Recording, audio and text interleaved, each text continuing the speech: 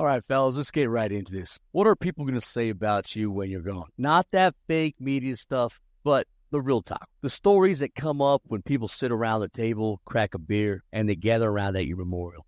You see, legacy isn't about the size of the bank account or how many toys you leave behind. It's about the kind of impact that you made on the lives around. And here's the kicker, folks. You got to stop living your life worried about what other people think or say about you. That's all just noise, man. What matters is the value that you add to others and the mark you leave behind. What's up, brothers? Welcome back to Renegadez. It's been a Faith Fortitude. I'm Preacher Joe. And today we're going to be hitting the topic that cuts deep. What's that? Your legacy. Now, what kind of man are you? What kind of man are you when no one's watching? What impact are you leaving day in and day out? This is not about being perfect. None of us are. We're just trying to live day by day. But it is about being intentional with the life God gave you. And I know I get tongue-tied sometimes, so bear with me if I trip over my word. But what I'm about to say needs to be heard. When your name comes up after you're gone, what will people remember? Proverbs 13:22 tells us, a good man leaves an inheritance for his children's children. But we ain't just talking cash, folks. We're not talking cash, bikes, houses. We're talking about a legacy of faith,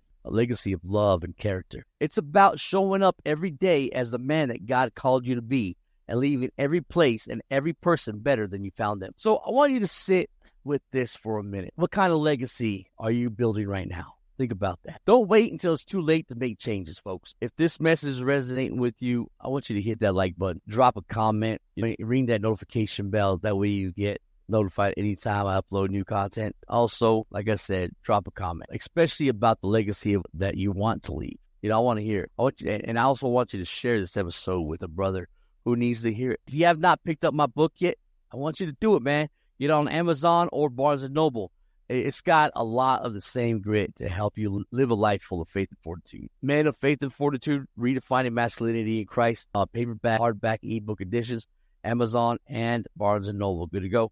All right, a link's down in the description. So, see, faith that carries beyond your life. Let's look back at Abraham, right? Father Abraham. Abraham was not perfect, but God used him because of his faith. In Genesis 12:3, his legacy wasn't just for his kid. It was for the generations. The faith that you live out today could change your family for generations. See, even if you don't see it right away, are you planting seeds of faith that'll grow long after you're gone? Think about that. What kind of seeds are you planting if you're planting in? Now, here's a tough truth, right?